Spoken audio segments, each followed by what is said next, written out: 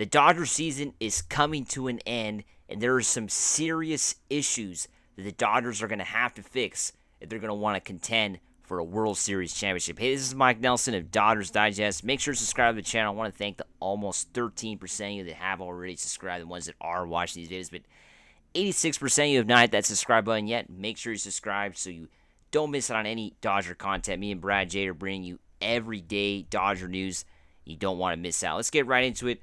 Of course, the Dodgers lose once again today. They have now lost 3 out of the last 4 games, 10-1. Wow, this was just a really bad game to watch, to say the least. This is a game that I had to turn off after a while. This was a really rough game, one of the roughest games for sure. We unfortunately have been having some of these as of late.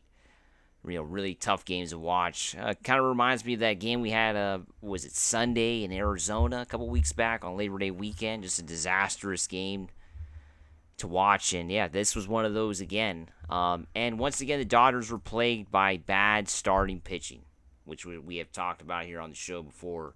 Jack Flaherty was just not up to par today. He was subpar. He only lasted 3 innings today. Just not acceptable at all.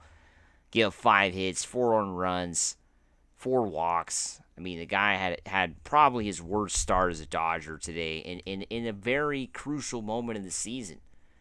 This is the kind of games where Jack Flaherty really had to kind of step up and show that he's going to be a pitcher the Dodgers can rely on, come playoff time, right? Because that's what the Dodgers are at a point right now, especially with the Tyler Glasnow news just earlier today. That their Dodgers are in a situation where they just don't have the pitching personnel that they hoped to have when the season started, right? They just don't have it now. And Yamamoto is a big question mark. You don't know what you're going to get from him down the stretch because he's been out for so long. But now the Dodgers are going to have to really rely a lot on him to really be that, potentially that ace pitcher. But, I saw some comments on social media on various Dodger channels in the last few hours. I shouldn't say the last few hours. I should say earlier today when the Glasnow news broke that Jack Flaherty and Yamamoto would be the 1-2. I believe I mentioned that as well. But seeing Jack Flaherty today and the mistakes he made, I just don't know if I can still, feel the same sentiment about Jack Flaherty. Is this guy really going to be a number 1, number 2 pitcher for this team? He's never been that his entire career. The Dodgers are kind of asking him to do something that he has never done his whole career, which is be an ace pitcher. Jack Flaherty's never been that guy. He's always been a 3 or 4 guy. I'm talking about in the rotation. So, Dodgers are kind of asking a lot from him. I mean, I think when they traded for him, they were not thinking of having him as a 1 or 2. They had Glasnow, and they were, hopeful that Yamamoto would be the 2. I think that's what the internally what the Dodgers had kind of set up at the trade deadline. And that's kind of why I think they weren't as aggressive in getting Skubal or Crochet, which in hindsight was probably a mistake with the injuries the Dodgers are having. Because Glasnow was going to be slated to be that number 1, along with Yamamoto, who was still, of course, injured at the trade deadline. Let's be honest, he did get hurt in early June, so he wasn't 100% come the trade deadline. So, he could have potentially, the Dodgers could have potentially looked at that and said, hey, he's not really healthy. Maybe we should try to get an ace pitcher. And, that probably was probably what they should have done. Because now the Dodgers are in a situation where you look at Flaherty, and he's clearly, like I mentioned just a few minutes ago, he's not a number 1, number 2, and that's what the Dodgers are going to kind of hope that he is. Because there is nothing else right now. Clayton Kershaw expected to miss the rest of the regular season. That was the latest report we got from Dave Roberts today. He's hopeful that he can pitch in the playoffs, but that's not good enough. Is Clayton Kershaw really going to be, usable come playoff time? We know last year he wasn't, and with the playoff numbers Kershaw has, I wouldn't be too confident in bringing him out there, to be honest with you. So, yeah, that's concerning. And then you have, the Glasnow situation, which we broke on this channel a few hours back. He is out for the season. He will not be coming back basically the rest of 2024. Dave Roberts does not expect him to come back. That is just terrible news to say the least. And he was going to be that ace pitcher. Now you have Jack Flaherty and Yamamoto. I think, could potentially get that promotion, number one, if he pitches great. He pitched really good against the Cubs this past week. And if he can, build on that and pitch great the rest of the month, he's going to be the number one guy. I don't think Jack Flaherty's getting that job. He's going to have to be number two. And really, that's what the Dodgers got. There's nothing else right now in terms of starting pitching. I mean, Walker Buehler, come on. Walker Buehler, really? Bobby Miller, Gavin Stone, injured. Don't know when he's going to come back.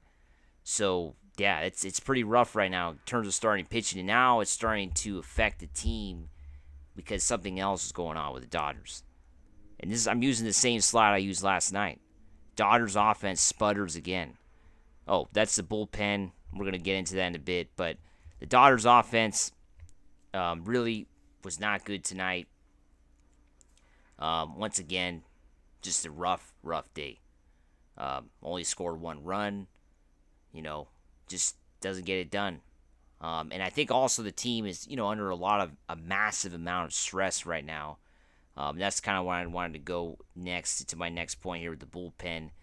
Really working the bullpen a lot. The Dodgers had to eventually use Rojas and Hernandez there at the end of the game, kind of just waving the white flag. Evan Phillips was a disaster again. And, the offense sputtered just like the night prior, Friday night. And this is the result the Dodgers get.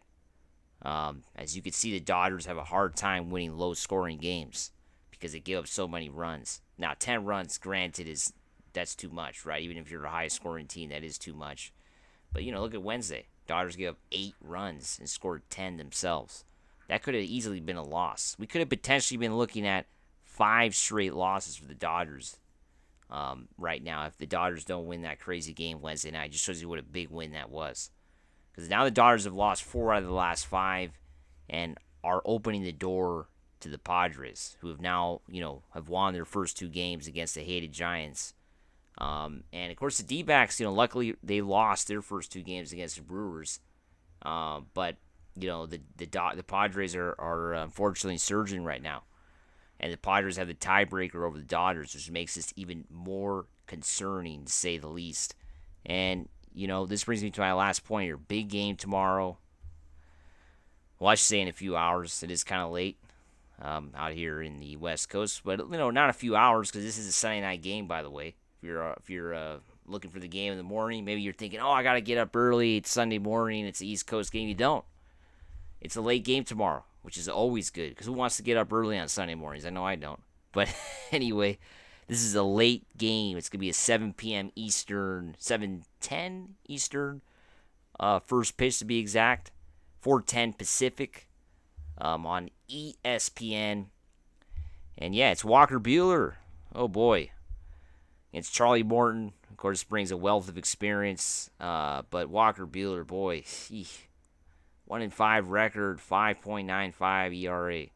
That is rough. So, that's what the Dodgers have tomorrow. So, not too confident when it comes to the pitching. You hope Walker can have a good game, but the Dodgers offense is going to have to really turn it up tomorrow. We're going to have to get some runs. Get some runs, boys, because we're going to need them. And, it's going to be a interesting series. You got to hope San Diego drop. You just hope San Diego just loses tomorrow. We really need them to lose because if they win, it's going to put extra pressure on the Dodgers. San Diego plays first tomorrow, 1 p.m. Pacific, 4 p.m. Eastern, so they play first. So they're going to put pressure on the Dodgers if they win. So we really hope San Diego loses and Dodgers can comfortably get a W tomorrow night. Remember, subscribe to the channel and let's go Dodgers.